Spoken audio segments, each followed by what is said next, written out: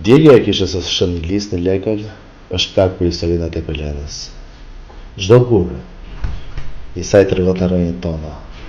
Trashëgimia kulturore është pasuri që duhet mbrojtur, sepse na mban kujtesën e një kombi. Tu jemi në sheshin qendror të Lekëlit, ku ndodhet kisha e Shëniglisë.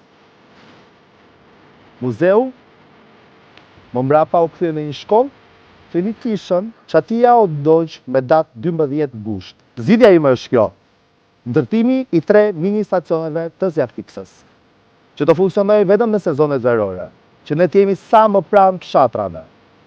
Te Pelena, Lekëli nuk ka nevojë më për cikate. Kanë nevojë të jenë në qendër të vëmendjes si potenciale turistike. Kisha, ajo e Iliesit në Lekël prapë, nuk është vetëm një ndërtesë, por dëshmi e historisë, besimit dhe identitetit tonë.